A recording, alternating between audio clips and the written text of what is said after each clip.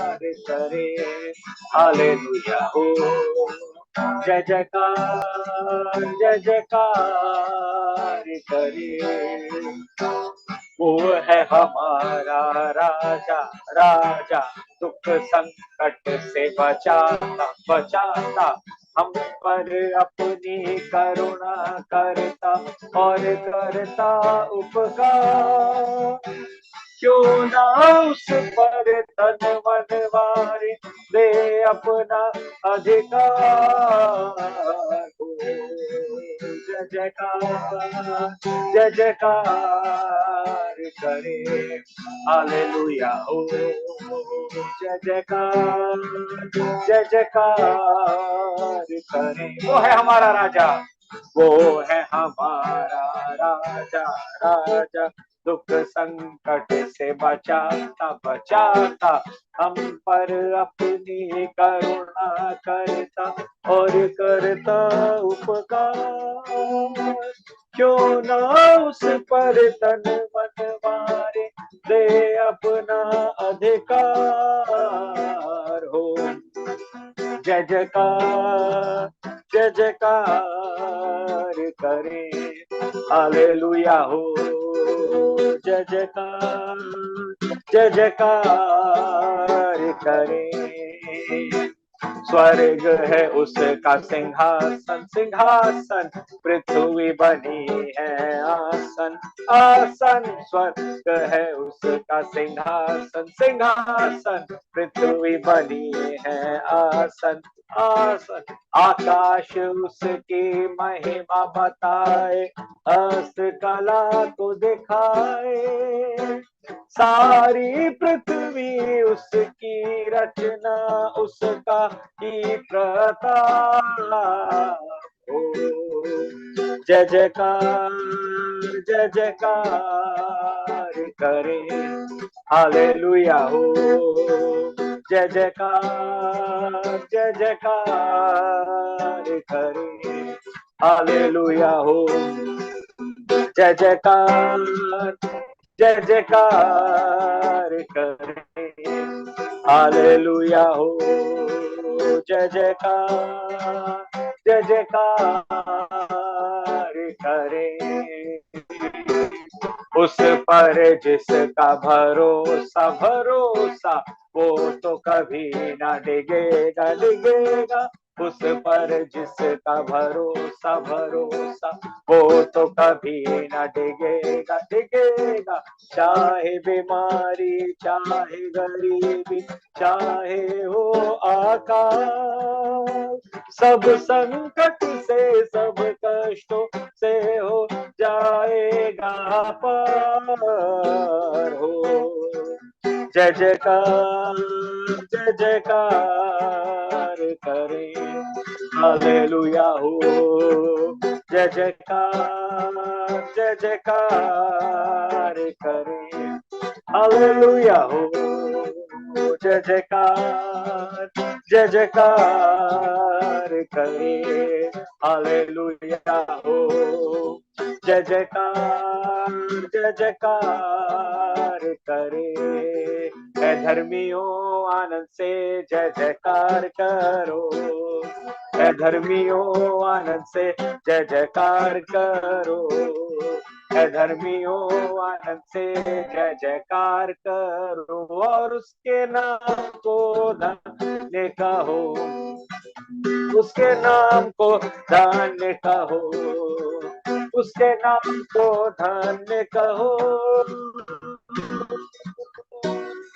है धर्मियों आनंद से जय जयकार करो, है धर्मियों आनंद से जय जयकार करो। और उसके नाम को धन्य कहो, और उसके नाम को धन्य कहो, और उसके नाम को धन्य कहो। वो मेरा राजा, वो मेरा राजा, मेरा राजा यीशु की जय। वो मेरा राजा, वो मेरा राजा, मेरा राजा यीशु की जय। वो आने वाला, वो आने वाला, आने वाला यीशु की जय। आने वाला, वो आने वाला यीशु की जय। वो मेरा सब कुछ, वो मेरा सब कुछ, वो मेरा सब कुछ यीशु की जय। वो मेरा सब कुछ, वो मेरा सब कुछ, वो मेरा सब कुछ यीशु की जय। ओ गाओ हालेलुया उसकी जय, गाए सारी सृष्टि उसकी जय। गाओ हालेलुया उसकी जय, गाए सारी सृष्टि उसकी जय। गाओ हालेलुया उसकी जय, गाए सारी सृष्टि उसकी जय। गाओ हालेलुया उसकी जय, गाए सारी सृष्टि उसकी जय। प्रभु महान है, वो स्तुति योग्य है। प्रभु महान है, वो स्तुति योग्य है। ओ गाओ हालेलुया उसकी जय, गाए सारी सृष्टि उसकी जय। गाओ हालेलुया उसकी जय, गाए सारी सृष्टि उसकी जय। गाओ हालेलुया, गाओ हालेलुया उसकी जय, गाए सारी सृष्टि उसकी जय। गाओ हालेलुया उसकी जय, गाए सारी सृष्टि उसकी जय। प्रभु महान है, वो स्तुति योग्य है। प्रभु महान है, वो स्तुति योग्य है। धर्मियों आनंद से जय जयकार करो, है धर्मियों आनंद से जय जयकार करो। है धर्मियों आनंद से जय जयकार करो, और उसके नाम को धन्य कहो, उसके नाम को धन्य कहो, और उसके नाम को धन्य कहो, और उसके नाम को धन्य कहो, और उसके नाम को धन्य कहो, और उसके नाम को धन्य कहो।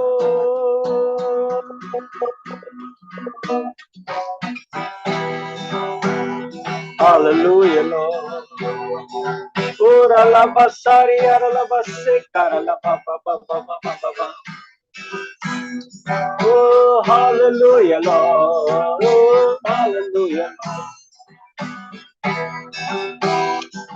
Thank you, Lord.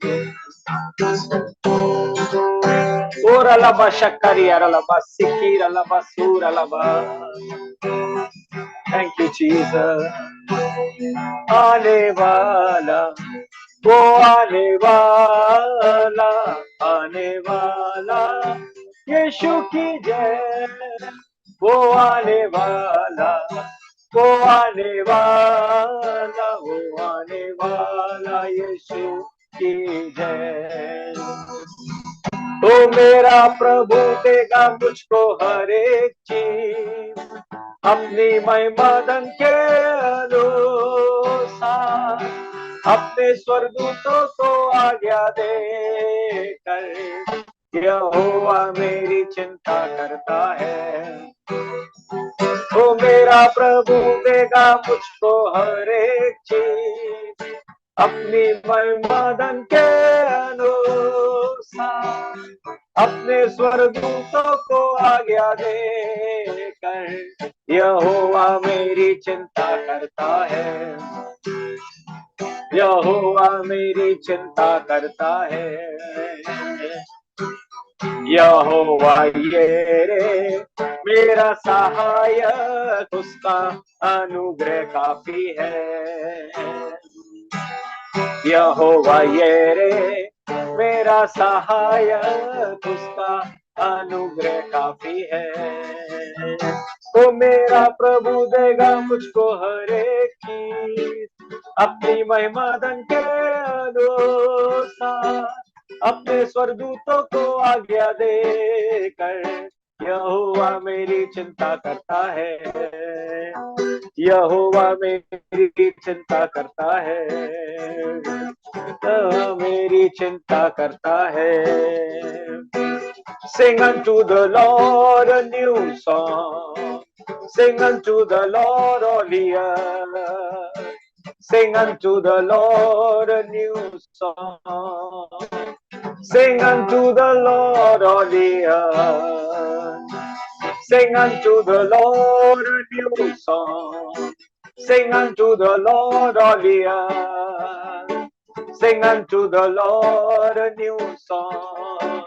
Sing unto the Lord all the earth. For God is great and greatly to be praised. For God is great and greatly to be praised. For God is great and greatly to be praised. For God is great, greatly to be praised.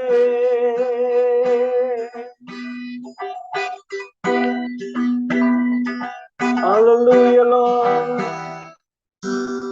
ये सब जातियों स्तुति तुम करो, क्योंकि सारा दर महिमा उसका है। ये सब जातियों स्तुति तुम करो, क्योंकि सारा दर महिमा उसका है। Hallelujah Lord.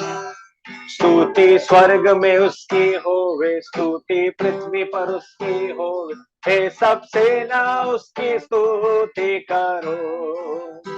स्तुति स्वर्ग में उसकी होवे, स्तुति पृथ्वी पर उसकी होवे, हे सब सेना उसकी स्तुति करो। उसके नाम को पुकारो, उसकी सामर्थ को सराहो, हे सब सेना उसकी स्तुति करो। उसके नाम को सराहो, उसकी सामर्थ को पुकारो, हे सब सेना उसकी स्तुति करो। हे सब जातियों स्तुति तुम करो, क्योंकि सारा महिमा उसका है। ये सब जातियों स्तुति तुम करो, क्योंकि सारा महिमा उसका है। क्योंकि सारा महिमा उसका है। क्योंकि सारा महिमा उसका है। Hallelujah lord, thank you Jesus. Hallelujah hallelujah. प्रभु आगे के सेशन के लिए हम लोगों को तैयार करिए। ओ रलाबा सकारिया रलाबा सकारिया रलाबा संतर रलाबा। Hallelujah lord, hallelujah. Thank you Jesus, thank you lord, thank you Jesus. Hallelujah lord. ओ रलाबा सी रलाबा रलाबा। प्रभु आगे के सेशन के लिए हमें तैयार करिए, अपने वचन के द्वारा हमसे बात करिए, अपनी शिक्षा हमें दीजिए प्रभु। कलाम के भेदों को खोलिए प्रभु, वचन की गहरी बातें हमें समझ में आने पाए, क्योंकि वचन के खुलने से प्रकाश पैदा होता है। हमारी जिंदगी, हमारा जीवन प्रकाशमान हो और हम अपने आप को बेहतर तरीके से तैयार कर सके प्रभु आने वाले जीवन के लिए। प्रभु यीशु मसीह आपकी आमद के लिए प्रभु ये दुआ करते हैं, यीशु के नाम से मांगते हैं, आमीन। Hallelujah. Thank you very much सब लोग जो आज जुड़े हैं। सैटरडे को हम लोग सेकंड कमिंग का टीचिंग करते हैं, the last trumpet. Second coming की टीचिंग में हम लोग आगे बढ़ रहे हैं। रेवलेशंस या प्रकाशित वाक्य की स्टडी हम लोग कर रहे हैं। क्रिसमस सीजन है और मैं जानता हूं दिन एक एक करके बिजी होते जा रहे हैं हम सबके लिए। हम बहुत से कामों में क्रिसमस को लेकर, बड़े दिन को लेकर तैयारियों में लगे, पर उसके बाद भी प्रभु का धन्यवाद करते कि हम लोग समय निकाल पा रहे हैं रात में जूम के सेशंस को अटेंड करने के लिए, चाहे वो सैटरडे का द लास्ट ट्रम्पेट सेशन हो, चाहे मंडे का होली स्पिरिट आउटपोरिंग सेशन हो, और बीच बीच में हम लोग जो नेम्स ऑफ गॉड का सेशन लेते हैं वो हो, इवन फ्राइडे फास्टिंग का 5 से 6 जो हम फ्राइडे को करते हैं। Thank you, God bless you. हम लोग प्रकाशित वाक्य की टीचिंग में हम लोग आगे बढ़ रहे थे और हम लोगों ने पिछली टर्न में शुरू करा था प्रकाशित वाक्य 6 में, जहां जिक्र है 7 सील्स के बारे में, है ना, 7 मोहरों के बारे में। प्रकाशित वाक्य 5 में यीशु मसीह जो जयवंत मेमना हुआ, जो विक्टोरियस लैम्ब हुआ, और उसको ये किताब मिली और कोई इस किताब को खोलने के लिए या उसकी मोहरों को तोड़ने के लिए योग्य नहीं था, और प्रभु यीशु मसीह योग्य निकला और प्रभु यीशु मसीह ने उसकी मोहरों को खोला और उस किताब को खोला। और हम लोगों ने सबसे पहली मोहर को खुलते हुए देखा पिछले सेशन में, सेकंड कमिंग के जो हम लोग ने लिया था। सो मैं चाहूंगा प्रकाशित वाक्य उसका 6 बाप निकाल लें, रेवलेशन चैप्टर 6 वर्स 1। आप लोग बाइबल्स लेकर बैठे, अपनी नोटबुक्स लेकर बैठे, तैयार बैठे हैं सीखने के लिए, समझने के लिए। गॉड ब्लेस यू, खुदा आपको बताए से बरकत दे। प्रकाशित वाक्य 6:1, फिर मैंने देखा कि मेमने ने उन 7 मोहरों में से एक को खोला। ठीक है, तो 7 मोहरों में से एक को खोला। मेमना कौन है? प्रभु यीशु मसीह, जो उन मोहरों को खोलने के लिए, स्वर्ग की किताब को खोलने के लिए, उन मोहरों को खोलने के लिए जयवंत हुआ है।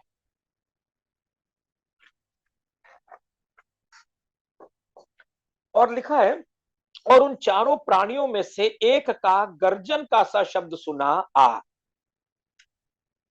दूसरी आयत, मैंने दृष्टि की और देखो एक श्वेत घोड़ा है। सबसे पहली मोहर जो खोली गई श्वेत घोड़े की। थोड़ा सा रिवीजन करेंगे हम लोग जो पिछली टर्न में पढ़ाया, ताकि आपको समझ में आए, और उसके बाद हम लोग आगे बढ़ेंगे। मैंने दृष्टि की और देखो एक श्वेत घोड़ा है और उसका सवार धनुष लिए हुए है और उससे एक मुकुट दिया गया है और वो जय करता हुआ निकला और निकला कि और भी जय प्राप्त करे। है ना? ये इमेज देखिएगा, ये 7 मोहरों का में क्या क्या खुलेंगी तो क्या निकलेगा। सबसे पहले ताकि आपको समझ में आए, हमने पहली मोहर को खोला था पिछली टर्न में, और आप में से बहुत से लोगों ने नोट्स भी बनाए रहे हैं, आपने शायद स्क्रीनशॉट लिया होगा। ठीक है, पर मैं एक बार और आपको बता दूं, आप इसको नोट कर लीजिएगा। तो क्या है कि इससे अच्छी तरीके से आपको समझ में आएगा, अच्छी तरीके से समझ में आएगा। एक मिनट आपको दिखा रहा हूं, ये देखिए 7 सील्स ऑफ रेवलेशन, या 7 मोहर प्रकाशित वाक्य की। पहली मोहर खोली गई तो सफेद घोड़ा, दूसरी मोहर खोली गई तो लाल घोड़ा, तीसरी मोहर खोली गई तो काला घोड़ा, चौथी मोहर खोली गई तो पेल कलर का, है ना, भदरंगी घोड़ा। पांचवी मोहर खोली गई तो सोल्स जो हैं, जो जो रूहें हैं परमेश्वर को पुकार रही हैं।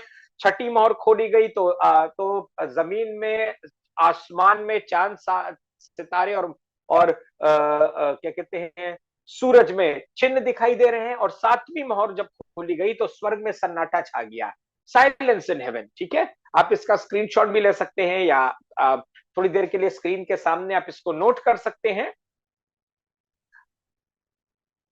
ठीक है, ये वो काल है, ये वो समय है, ये वो घटनाएं हैं जिनके बारे में प्रकाशित वाक्य बता रहा है कि ये घटनाएं होंगी। आपको मैं बता दूं, है ना, कि नोट कर ले, पहले आप देख लें इसको अच्छी तरीके से, नोट कर लें या स्क्रीनशॉट ले लें। आप इसको अपने हाथों से, उंगलियों से एनलार्ज भी कर सकते हैं, जूम जूम भी कर सकते हैं। ठीक है,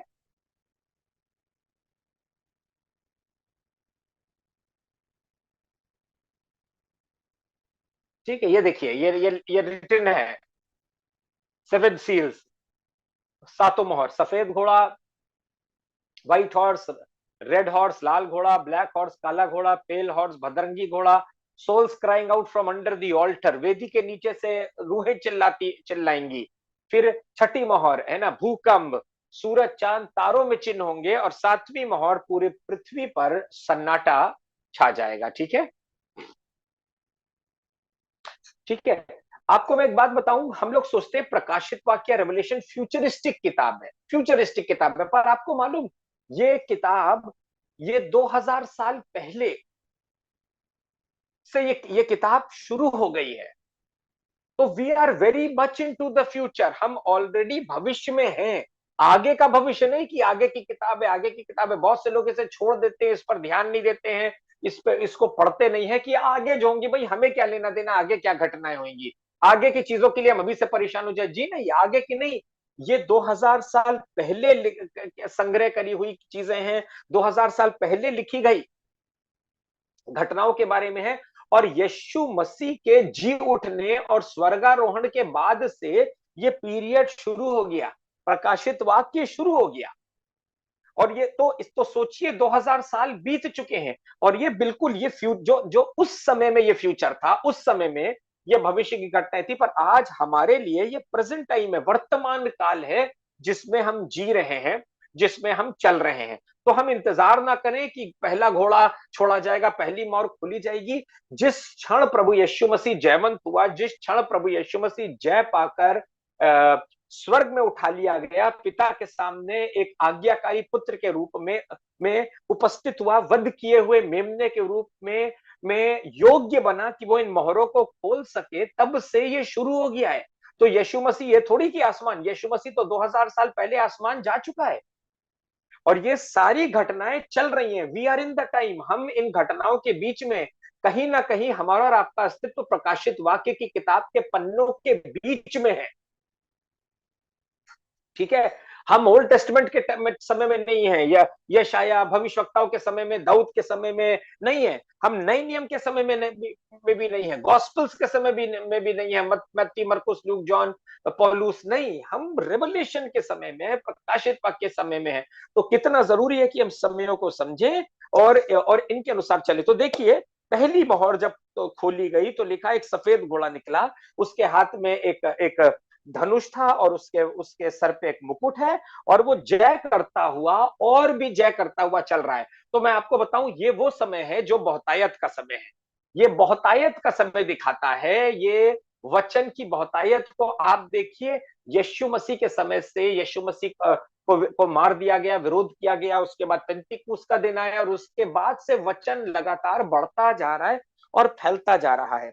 मैंने आपको एक उदाहरण दिया था, अगर आपको याद होगा, बड़ा सटीक उदाहरण, यूसुफ के समय में उत्पत्ति उसका 41 बाप उसकी 28 से 32 में आयत, जेनेसिस चैप्टर 41 वर्स 28 टू 32, जहां यूसुफ के समय में मिस्र के बादशाह राजा फिरौन ने 2 सपने देखे, है ना। एक नील नदी से मोटी गाय निकली 7, और उसके बाद 7 पतली दुबली गाय निकली, उन्होंने मोटी गायों को खा लिया, है ना। एक डंठल में से 7 मोटी बालें निकली जो अन्न से लदी हुई थी, उसके बाद 7 पतली बालें निकली और उन्होंने मोटी बालों को चट कर लिया।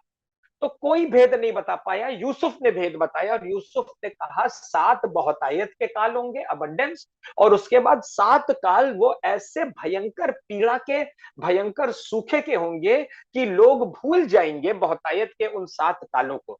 अब देखिए, ये समय, ये एग्जैक्ट मेजरमेंट नहीं है समय का कि इस दिन से इस दिन होगा, ऐसे होगा, ऐसे होगा, ये ऐसे होगा, बट टाइम यही है, हवाएं यही है, रुख यही है, मौसम यही है, फिजाएं यही है, डायरेक्शन हमें बता रहा है। तो आप कंफ्यूज मत होइएगा कि 7 इयर्स में होगा या कितने इयर्स हो गए हैं या क्या है। अभी अभी देखिए, बहुतायत के साल चल रहे हैं, क्योंकि बहुतायत के साथ वचन प्रचार किया जा रहा है, बहुतायत के साथ रूहें बचाई जा रही हैं, बहुतायत के साथ परमेश्वर का ज्ञान फैल रहा है, प्रभु का काम फैल रहा है, उद्धार सबके लिए। मैंने आपको 2 आयतें बताई थी, रोमियो की पत्री 1:16-17, रोमियो की पत्री 1:16 और 17, जहां लिखा है सबके लिए उद्धार, सब जातियों के लिए उद्धार, है ना, उसका अनुग्रह सबके लिए, उसका फजल सबके लिए। मैं बच गया हूं, पर मेरे पूरे घराने के लिए प्रभु यीशु मसीह का अनुग्रह है, प्रभु यीशु का फजल है, और प्रभु हमारे पूरे घराने को बचाना चाहता है। हालेलुया।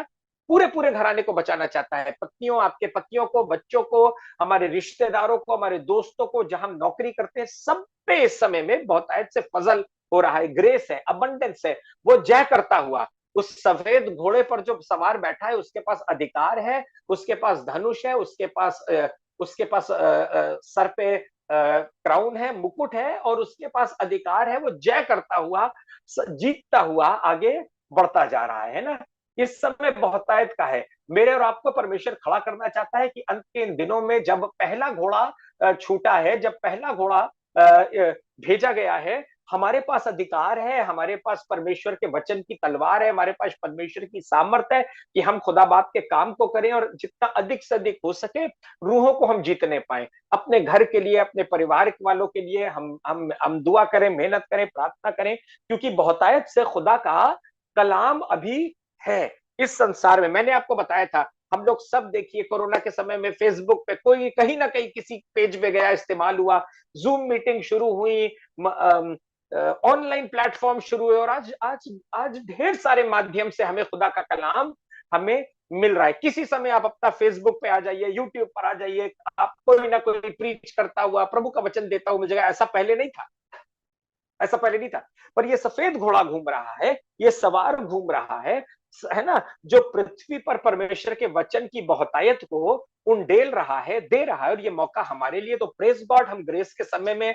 अनुग्रह के समय में, वचन की बहुतायत के समय में है। लेकिन हमें करना क्या है?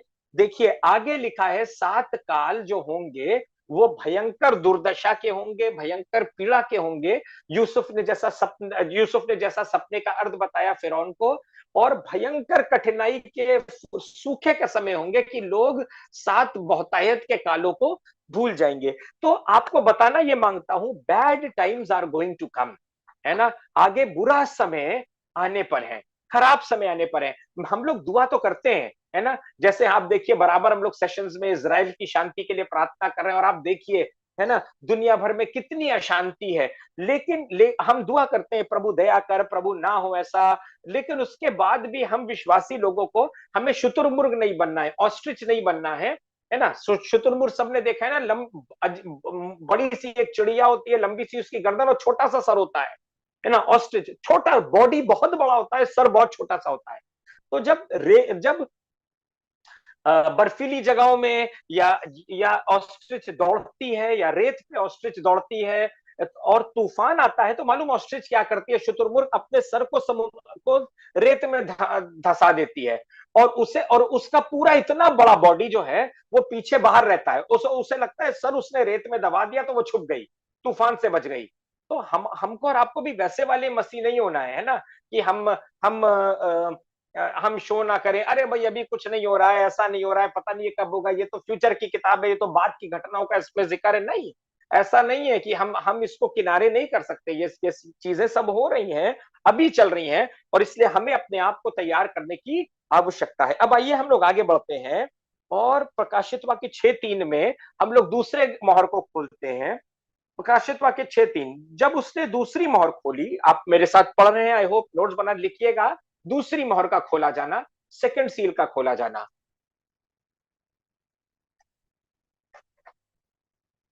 पहली मोहर खोली गई तो सफेद घोड़ा निकला, उस पर एक सवार था जिसके हाथ में धनुष था और मुकुट था सर पे, और वो जय करता हुआ पूरी पृथ्वी पर घूम रहा था। जब दूसरी मोहर खोली गई तो मैंने दूसरे प्राणी को यह कहते सुना, आ। फिर एक और घोड़ा निकला जो लाल रंग का था, उसके सवार को यह अधिकार दिया गया कि पृथ्वी पर से मेल उठा ले। इसका और जिक्र जो अगर आपको देखना है, लाल घोड़ों का जिक्र, तो बाइबल में जकरिया 1:8, जकरिया नबी की पुस्तक 1:8, और जकरिया नबी की पुस्तक 6:2। हम बहुत डिटेल में नहीं जाएंगे, हम उतना डीप रखेंगे, उतना गहराई कि हमको और आपको समझ में आने पाए। ठीक है, आई होप जो सब लोग जुड़े हैं, गॉड ब्लेस यू। आप समझ रहे हैं, आप नोट्स बना रहे हैं। थैंक यू सो मच इस क्रिसमस सीजन में भी समय निकालने के लिए कि हम इन सेशंस में आगे बढ़ सकें, इन सेशंस को अटेंड कर सकें, और प्रभु के बारे के आमद के बारे में अपने आप को तैयार कर सकें। देखिए जकरिया नबी की पुस्तक 1:8 और जकरिया नबी की पुस्तक 6:2 में भी लाल घोड़ों का जिक्र है बाइबल में। ठीक है, अब देखिए लिखा है, उसके सवार को यह अधिकार दिया गया कि पृथ्वी पर से मेल उठा ले। बैड टाइम्स की शुरुआत, बुरे समयों की शुरुआत, बुरे समयों की शुरुआत, दूसरे घोड़े से बुरे समयों की शुरुआत शुरू हो गई है। देखिए हमने आपको बोला था ना, बहुतायत के समय यूसुफ ने जैसा उस सपने को इंटरप्रेट करा था फिरौन का कि बहुतायत का समय होगा, और उसके बाद ऐसा समय होगा जब अकाल बहुत होगा, जब सूखा बहुत होगा, जब बहुत परेशानी और दिक्कतें होंगी। पृथ्वी पर से मेल को उठा ले ताकि लोग एक दूसरे का वध करें, और उसे एक बड़ी तलवार दी गई। पृथ्वी पर से मेल, confusion, times of chaos, times of confusion. पृथ्वी पर से मेल उठा ले, पृथ्वी पर से प्यार उठा ले, पृथ्वी पर से मोहब्बत उठा ले, पृथ्वी पर से नेचुरल लव उठा ले, पृथ्वी भर में जो स्वाभाविक प्रेम है उसको खत्म कर दे, ताकि लोग क्या करने लगे, ताकि लोग एक दूसरे से लड़ने लगे और मारने लगे, और उसे एक बड़ी तलवार दी गई है, उसे एक बड़ी तलवार दी गई है। ठीक है, सो ये जो समय होगा, 7 जो जो आगे का जो समय होगा, ये आपको एक बात बता दूं, ये समय भी चल रहा है। आप ये मत सोचिएगा बहुतायत के बाद एकदम से, है ना, ये कोई टाइम डिफाइंड नहीं है, बस कल से शुरू हो गया, है ना, कल से शुरू हो गया, है ना, फरवरी 2 से शुरू हो गया ना।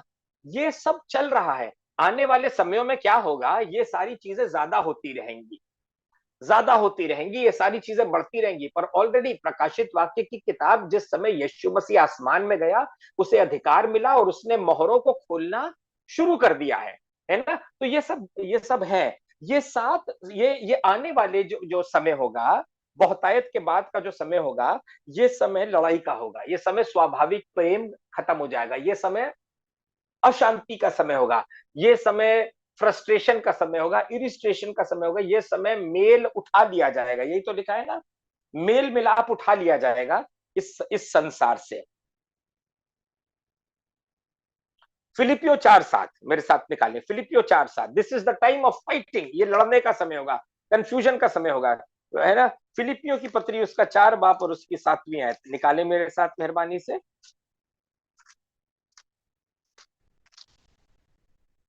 देखिए क्या लिखा है, फिलिपियो 4:7। तब परमेश्वर की शांति जो सारी समझ से परे है, तुम्हारे हृदय और तुम्हारे विचारों को मसीह यीशु में सुरक्षित रखे। देखिए, और उधर क्या हम पढ़ रहे हैं कि वो शांति को उठा लेगा, वो सब मेल मिलाप को पृथ्वी से उठा लेगा। द पीस ऑफ गॉड, परमेश्वर के शांति जो हमारे विचारों को क्या रखती है, मसीह यीशु में सुरक्षित रखती है, वो शांति उठ जाएगी पृथ्वी से, मेल मिलाप खत्म हो जाएगा, तो भय आ जाएगा, डर आ जाएगा, है ना। अभी हम और आप जो सुकून में है ना, कि अरे सब अच्छा होगा, हमारे घर का, हमारे परिवार का सब चीजें अच्छी होंगी, सुकून नहीं होगा, चैन नहीं होगा, लोगों को आराम नहीं मिलेगा, लोगों को कंफर्ट नहीं मिलेगा। और ये चीजें थोड़ी थोड़ी करके संसार में होने लगी है। सुसाइडल रेट्स बढ़ने लगे हैं, है ना, हस्बैंड वाइफ के बीच की अंडरस्टैंडिंग कम होती जा रही है। आज बच्चे माँ बाप का कहना नहीं मांग रहे, बच्चे अपनी चाल चलते हैं। माँ बाप कहते हैं भैया बच्चे हाथ में नहीं है, हमारा कर्तव्य है, हमने बच्चों को पढ़ा लिखा लिया, अब अपनी मर्जी, लड़की अपनी मर्जी करती है, लड़के अपनी मर्जी करते हैं, है ना। क्या है, धीरे धीरे करके ये चीजें आप देखिए सोसाइटी में क्या होता जा रहा है, बच्चे इंडिपेंडेंट होते होते जा रहे हैं, छोटे भाई बड़े बड़े भाई की बात नहीं मान रहे हैं, कहना नहीं मान रहे हैं, बुजुर्गों के प्रति जो मान सम्मान इज्जत मर्यादा रिस्पेक्ट थी वो खत्म होती जा रही है। क्योंकि पृथ्वी पर से मेल, पृथ्वी पर से शांति उठाने के लिए एक घोड़ा को भेजा गया है, एक सवार उस पर है जिसको बड़ी तलवार दी गई है, और वो क्या कर रहा है, वो पृथ्वी से वो शांति, मसीही इत्मीनान को दूर करेगा, जो हमारे विचारों को मसीह में क्या रखेंगी, सुरक्षित रखेंगी, है ना। उस इस समय में क्या होगा, ध्यान से मेरी बात सुनिएगा, बाइबल में लिखा है विश्वासी बंदा अपने विश्वास से जीवित रहेगा, the just will live by faith. विश्वासी विश्वास से जीवित रहेगा, ठीक है। लड़ाई झगड़े का समय होगा। सो खुदावंद क्या चाह रहा है आने वाले समय के लिए, और इवन अभी के लिए मैं आपको बता रहा हूं, परमेश्वर चाह रहा है क्या करें, खुदावंद हमको टफ बनाना चाह रहा है। आने वाले समय जो कठिन समय है उसके लिए परमेश्वर हमको मजबूत बनाना चाह रहा है। और उसके लिए मालूम खुदावंद क्या चाह रहा है कि हम और आप क्या बने, हम और आप योद्धा बने, हम और आप फाइटर्स बने, हम और आप वॉरियर्स बने, हम और आप मसीह में योद्धा बनने वाले हो सके। निर्गमन 15:3 मेरे साथ निकालिएगा, निर्गमन 15:3, है ना। ये टफ समय क्या है, ये टफ समय इसलिए नहीं है कि हम रोते पीटते रहे, हाँ भाई बड़ा ये चीजें खराब हो गई, ये हो गई, ऐसा हो गया, ये हो गया, पर खुदा हमें और आपको मजबूत बनाना चाह रहा है आने वाले समयों के लिए। वो एक कहावत सुनिए आपने ना, when the going gets tough the tough get going, है ना। जब चीजें कठिन हो जाती हैं, मुश्किल हो जाती हैं, तो जो मजबूत वाले होते हैं वही आगे बढ़ पाते हैं, है ना। जो कमजोर वाले हैं वो फेंट हो जाते हैं, मूर्छित हो जाते हैं, आगे नहीं बढ़ पाते। देखिए 15:3 निर्गमन, यहोवा योद्धा है, उसका नाम यहोवा है, hallelujah. God is a warrior, हमारा परमेश्वर योद्धा है, हमारा परमेश्वर योद्धा है, उसका नाम क्या है, सेनाओं का यहोवा, है ना। हम लोग बोलते हैं ना सेनाओं का, Lord of the host of the armies of Israel, सेनाओं का यहोवा, क्या सेना उसकी, आसमानी सेना का, हालेलुया। हम और आप उसकी सेना के लोग हैं। तो परमेश्वर हमारा योद्धा है। और अगर आप आगे पढ़ें तो लिखा है उसने फिरौन के रथों को, सेना को समुद्र में फेंक दिया, और उसके उत्तम से उत्तम रथी लाल समुद्र में डुबा दिए, है ना। और अगर हम देखें तो बहुत आगे इसमें लिखा है खुदावन के महान कामों का। और अगर आप देखिए तो परमेश्वर ने अपने सब सेवकों को भी लड़ना सिखाया। ये लड़ने का मतलब ये नहीं कि हम तलवार लेके खून खराबा करें, हम मार काट करें, हम लड़ाई झगड़ा करें, हम एक दूसरे को मारे। पर मालूम कैसे लड़ना परमेश्वर हमें सिखाना चाहता है, वो हमें प्रार्थना योद्धा बनाना चाहता है। वो हमारे हाथों को चाहता है कि हम उठाकर दुआ में लड़ें, अपने परिवार के लिए लड़ें। जब जब जब माहौल खराब हो रहे हैं, खुदा हमें मजबूत करे, प्रभु हमें जोरावर करने वाले हो सके। जब चीजें टफ होती जा रही हैं, जब चीजें कठिन होती जा रही हैं, हम योद्धा बनकर, हम मजबूती के साथ में आने वाले समयों में अपने आप को मजबूत करने वाले हो सके। भजन संहिता 18:39 निकालिएगा, 1839, साम्स 1839। देखिए यहां पर क्या लिखा है, साम्स 18:39। क्योंकि तूने युद्ध के लिए मेरी कमर में शक्ति का पटुका बांधा है। हालेलुया। परमेश्वर ने युद्ध के लिए मेरी कमर में शक्ति का पटुका बांधा है और मेरे विरोधियों को मेरे सम्मुख नीचा कर दिया है। अगर सारा लड़ाई खुदावंदी कर लेगा तो फिर वो मेरी कमर में क्यों युद्ध के लिए पटुका बांध रहा है, मुझे क्यों युद्ध के लिए मजबूत कर रहा है? अगर सारी लड़ाई परमेश्वरी को लड़नी है, नहीं, खुदावंद हमको और आपको क्या करना चाहता है, इस युग में, इस समय में मजबूत करना चाहता है ना। सामर्थ देना चाहता है अपनी, कि हम सिर्फ अच्छे अच्छे समयों का इंतजार ना करें। देखिए आपको एक बात बताएं, खुदा के लोगों, मसीह लोगों होने के नाते ये हमारे और आपके लिए बड़ी सीखने की बात है। हम लोग कई बार चाहते हैं सारी चीजें हमें प्लेट में मिल जाएं, है ना, सारी चीजें हमें प्लेट में हमें हमें मिल जाए। पर खुदावंद हमें क्या करना चाहता है, हमें मजबूत करना चाहता है। प्रभु हमें मजबूत करना चाहता है, हम लड़ने वाले बने। आपने देखा याकूब को, है ना, उसने लड़ के अपनी बरकतें फरिश्ते से ले ली, फरिश्ता उस पर प्रबल ना हो पाया, तो परमेश्वर के फरिश्ते ने कहा आज से तुम्हारा नाम याकूब नहीं पर तुम्हारा नाम इजराइल होगा, क्योंकि तुम परमेश्वर से लड़ने वाले ठहरे, है ना, तुम खुदावन से लड़ने वाले ठहरे। तो और हमने यहाँ पढ़ा हमारा परमेश्वर क्या है, हमारा परमेश्वर योद्धा है ना। वो और आगे हम लोगों ने यहाँ पढ़ा, उसने युद्ध के लिए मेरी कमर में पटुका बांधा है ना। तो अगर खुदा युद्ध लड़ेगा, अगर परमेश्वर सारी लड़ाइयां हमारे लिए लड़ देगा, तो फिर वो हमारी कमर में पटुका क्यों बांध रहा है? और अगर आप इफिसियों 6 बाब उसकी 13 से 18वीं आयत पढ़ेंगे, मैं निकलवा नहीं रहा हूं क्योंकि ये है आर्मर ऑफ गॉड, है ना, ये है युद्ध के हथियार, परमेश्वर के सारे हथियार। अगर आपको याद हो, हम लोग आर्मर ऑफ गॉड पर एक टीचिंग ले चुके हैं, है ना, आर्मर ऑफ गॉड पे टीचिंग एक हम पूरी ले चुके हैं, इफिसियों 6:13 से 18। तो मुझको क्यों कह रहा है कि मैं युद्ध के हथियार पहनूं, अगर खुदावन हमारी तरफ से लड़ लेगा?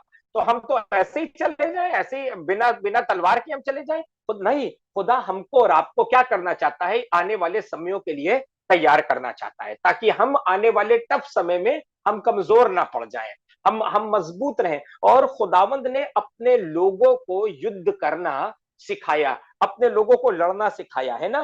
तो तू युद्ध के लिए मेरी कमर में शक्ति का पटुका बांधा है, अपनी बरकतों के लिए। कैसे? स्पिरिचुअल वॉरफेयर, है ना, दुआ करना, प्रार्थना करना, रोजा रखना, एफर्ट्स करना, किसी के लिए, किसी को बचाने के लिए, रूहों को जीतने के लिए क्या करना, एफर्ट्स करना, है ना, कोशिश करना, लगे रहना, अपने हस्बैंड के लिए, अपने बच्चों के लिए, अपनी पत्नी के लिए, अपने रिश्तेदारों के लिए लगे रहना, कोशिश करते रहना, युद्ध करते रहना, ताकि उनको भी हम खींच के परमेश्वर के राज्य में हम शामिल करने वाले हो सके। उस समय के युद्ध होते थे मार काटने वाले, आजकल के युद्ध मालूम कैसे होते हैं, बचाने वाले। हालेलुया। पर जैसे उस समय में राज्य को जीतने के लिए राजाओं को, लोगों को मारना काटना पड़ता था, हमें भी आज की तारीख में लोगों को बचाने के लिए क्या करना होता है, युद्ध करना है। ये आसान नहीं है। हमारे हाथ में तलवार क्या है, हमारे हाथ में परमेश्वर का वचन है ना। और वो गारमेंट्स हैं, वो कपड़े हैं, जो इनका जिक्र इफिसियों के 6 भाग उसकी 13 से 18वीं आयत में है ना।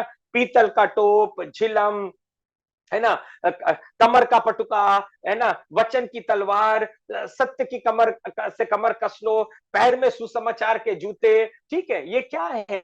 ये सब हमारे हथियार हैं। ठीक है, इनको पहन के दुआ में युद्ध करो। हालेलुया। वचन पढ़ने में युद्ध करो, आत्मिक पल युद्ध। हमारे युद्ध लहू और मांस से नहीं है, संसार के लोगों से नहीं है, पर हमारे युद्ध किससे? संसार की देखी अनदेखी ताकतों से, दुष्ट की शक्तियों से, अंधकार की सामर्थ्य से है, जो हम लोग को डिस्टर्ब करती है, हम लोगों को परेशान करती है ना। इविल फोर्सेस से है, जो हमारे हमारे घरों में, हमारे परिवारों में सुख और शांति को भंग करना चाहते हैं। पर खुदावन क्या कहता है, हम इसके लिए तैयार हो, है ना। हम इमेच्योर क्रिश्चियंस की तरह, अपरिपक्व मसीह लोगों की तरह सिर्फ अच्छी अच्छी चीजें ही ना चाहें, पर कठिन समयों के लिए भी अपने आप को क्या पाए, खुदावन में मजबूत पाने वाले हो सके, है ना। परमेश्वर में मजबूत पाने वाले हो सके। अपने बच्चों के लिए, है ना, सारी सुख सुविधा की चीजें आज के जमाने में अपने बच्चों को दे देते हैं, नहीं, पर अपने बच्चों के लिए युद्ध करें, दुआ करें, प्रार्थना करें, ताकि हमारे बच्चे भी खुदा में बढ़ने वाले हो सके और हमारे हमारे बाद आगे चल के जबरदस्त सेवा करने वाले हो सके।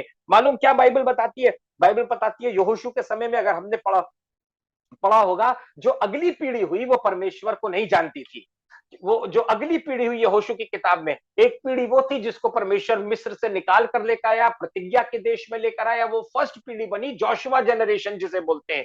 यहोशू के साथ वो नई पीढ़ी जो आई थी, है ना, यहोशू और कालेब पुरानी पीढ़ी के थे, मूसा के समय के थे, बाकी सब जंगल में मर गए। वो नई पीढ़ी जो जोशुआ के साथ प्रॉमिस लैंड में पहुंचने पाई, उस पीढ़ी ने पर अपने बच्चों को खुदा के बारे में नहीं बताया। लिहाजा जो अगली पीढ़ी थी वो परमेश्वर को नहीं जानती थी और उन्होंने वो गंदे काम किए जिससे खुदावंद घृणा करता था, है ना। तो हमको क्या करना है? हमें निरंतर युद्ध करते रहना है, लहू और मांस से नहीं। पर ये युद्ध कैसा है? योद्धा बनना है, रूहों को बचाने के लिए, आत्माओं को जीतने के लिए, है ना। ये वाला समय है। ये जो ब्लड शेड की बात हो रही है ना, ये टफ समय है। जब मेल उठ जाएगा, जब पवित्र आत्मा, जब क्या कहते हैं उससे, पाप बढ़ता रहेगा, दिक्कतें बढ़ती रहेंगी, मटीरियलिज्म दुनिया में बढ़ता बढ़ता रहेगा, संसार का इन्फ्लुएंस बहुत रहेगा, दुनिया का प्रभाव बहुत बहुत रहेगा, तब हमको और आपको खड़े होना है योद्धाओं की तरह, ताकि हम अपने घरानों को बचा सकें, अपने परिवार को बचा सकें, खुदावंत की राह में बनाए रखें।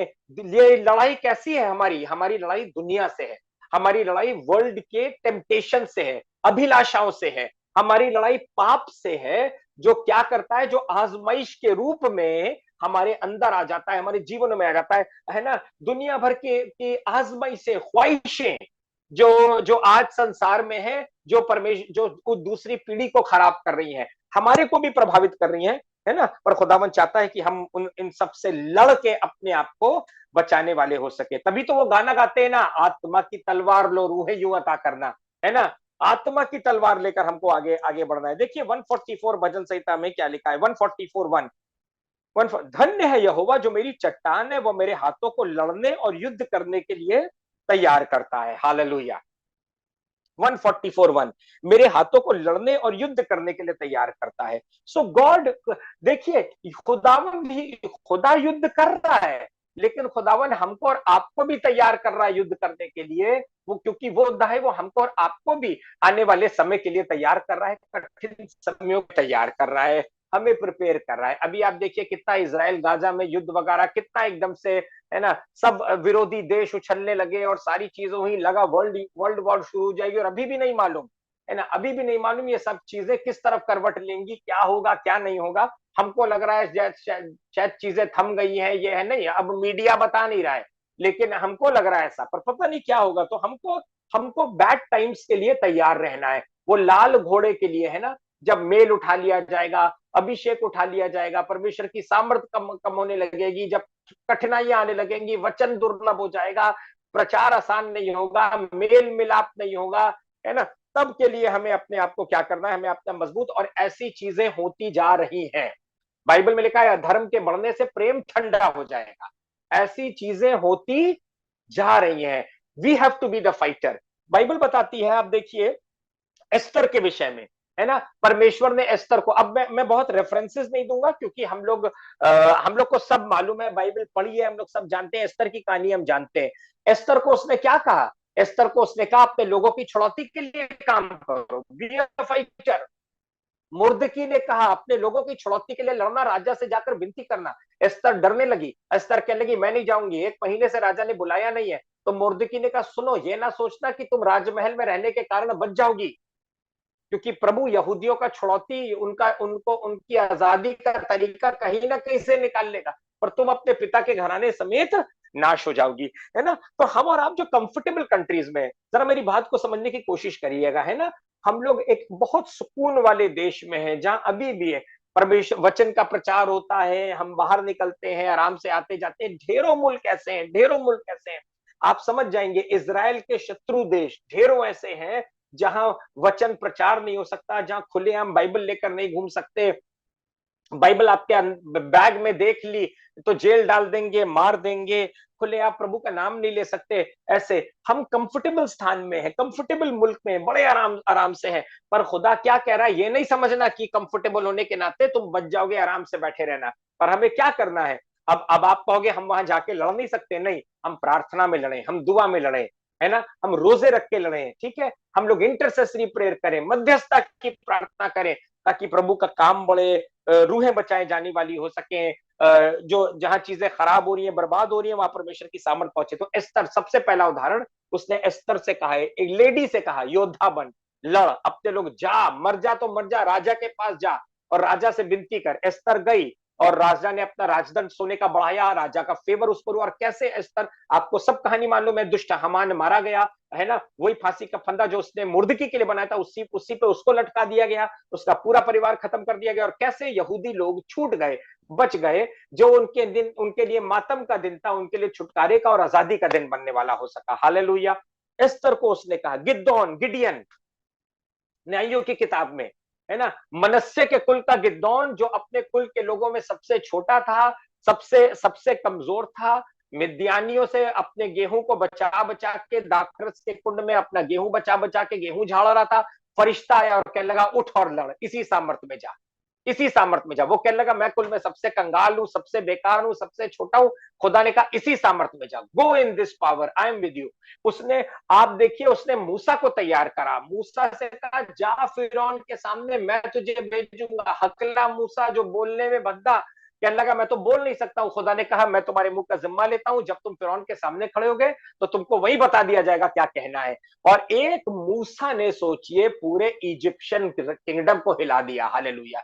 एक मूसा ने पूरे मिस्र के साम्राज्य को हिला के रख दिया उसने, है ना, जो कैसा था, जो बोलने में बद्धा था। तो वो मेरे हाथों को युद्ध करना सिखाता है। उसने मेरी कमर में सामर्थ का पटुका बांधा है। हालेलुया। यहोवा योद्धा है, उसका नाम सेनाओं का यहोवा है। वो हमको और आपको भी कैसा बनाना चाहता है? हमको और आपको भी योद्धा बनाना चाहता है ना। चॉकलेटी क्रिश्चियंस नहीं बनाना चाहता है हमको, हम लोग को कोमल स्वभाव वाले, है ना, हल्के फुल्के लोलू पोलू टाइप के क्रिश्चियन हमें नहीं बनाना चाहता है। हमें मजबूत बनाना चाहता है, जो दुआ करने वाले मसीह लोग हों, युद्ध करने वाले मसीह लोग हों, लोगों को खींच खींच कर सुसमाचार के बारे में बताए, प्रभु के राज्य में ऐड करने वाले हो सके, है ना। हमारा युद्ध कैसा चल रहा है? हमारा युद्ध घर में चल रहा हो, है ना, अंधकार की सामर्थ्य से नहीं, किसी से नहीं, पर प्रार्थना में, फास्टिंग में, दुआ में रूहों को मांगने में, इंटरसेसरी प्रेयर में, मध्यस्थता की प्रार्थना में हमारा युद्ध चल रहा हो। दाऊद, आप देखिए, दाऊद क्या जबरदस्त योद्धा था, अपने जीवन भर लड़ाइयों में उलझा रहा।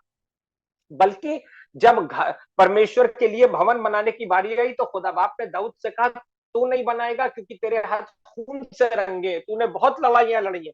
अरे किसने लड़ाइयां लड़वाई? यहोवा ने लड़ाइयां लड़वाई, परमेश्वर ने तो लड़ाइयां लड़ाई। और उसके बेटे को, सुलेमान को, खुदा बाप ने कहा कि तू जो है, तू भवन बनाएगा। तो देखिए आप, सुलेमान, ध्यान से मेरी बात सुनिएगा, दाऊद योद्धा था, जबरदस्त योद्धा था, परेशानी, दिक्कत में, गुफा में रह रहा है, शाऊल से भागा भागा, और क्या खुदा ने उसकी पर्सनैलिटी को डेवलप करा, क्या प्रभु ने उसको जबरदस्त बनाया। और सुलेमान शांति का पुत्र बना। Solomon was the child of piece.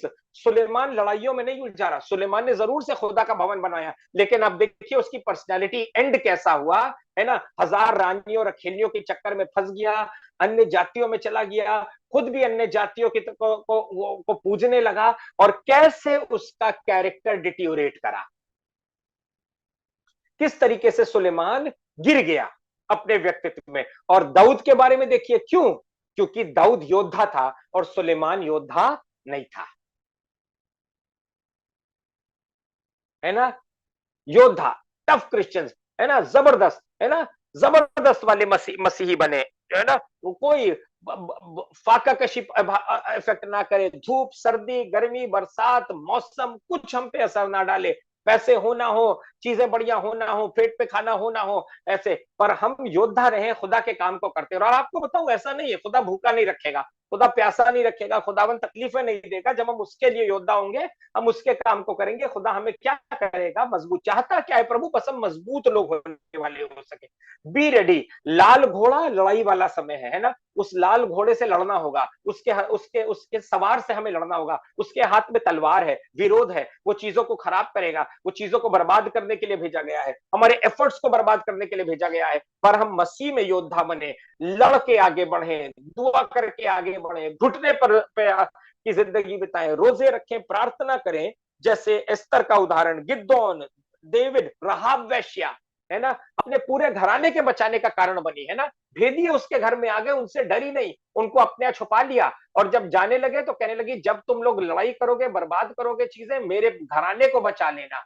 उन्होंने कहा ठीक है, जिस खिड़की से हमें उतार रही हो, यहाँ एक लाल डोरी लटका देना, जब हम आएंगे लाल डोरी देखकर हम तुम्हारी भलाई को याद कर लेंगे, और हम तुमको और तुम्हारे घराने को बर्बाद नहीं करेंगे। तो राहाब वेश्या को आप देखिए, है ना, युद्ध करने वाली स्त्री, जो अपने पूरे घराने को उसने बचा लिया। God wants us to be a fighter. परमेश्वर चाहता है हम योद्धा बने, परमेश्वर चाहता है लड़ाई करके, है ना, घुटने पर होकर अपने आप को मजबूत करें, अपने आप को परमेश्वर में जोरावर करें।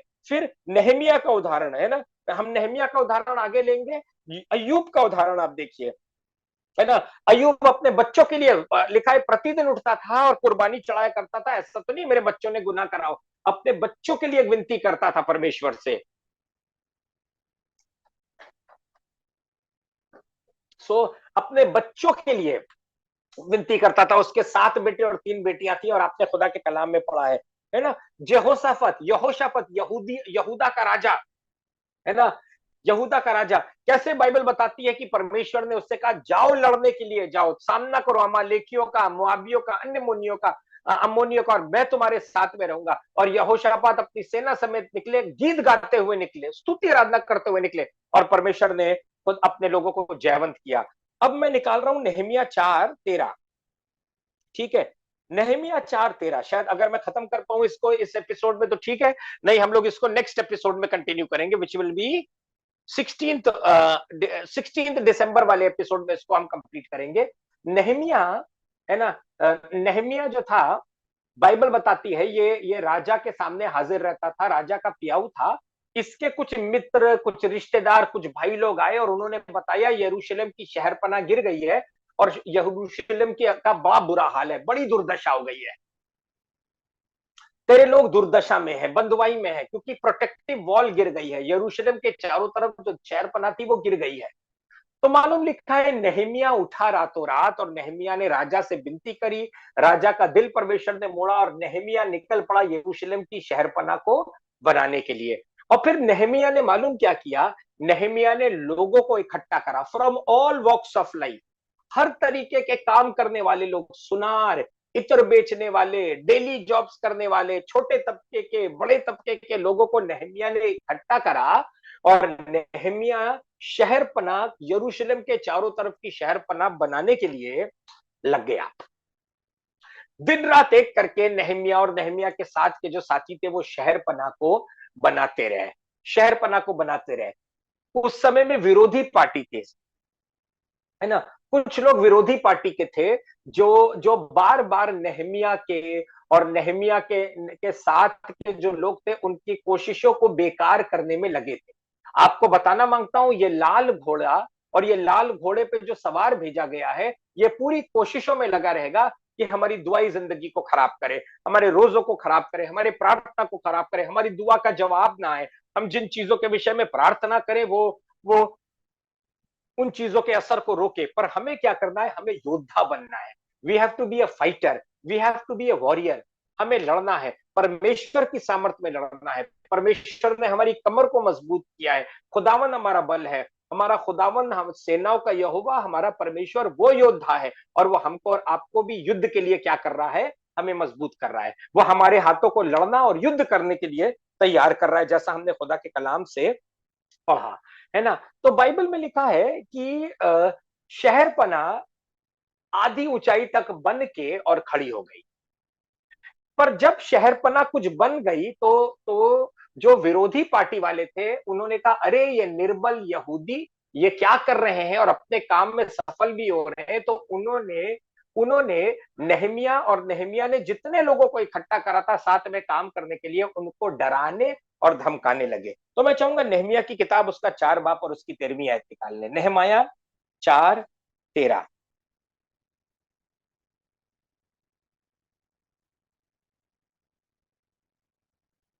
बल्कि नेहमाया 4:7, नेहमाया 4:7। मैं इसको आज खत्म नहीं कर पाऊंगा, तो इसको 16 दिसंबर वाले सेकंड कमिंग के सेशन में हम फिर कंटिन्यू रखेंगे, आप याद रखिएगा, है ना। 16 दिसंबर कंटिन्यू रखेंगे सैटरडे। नेहमाया 4:7।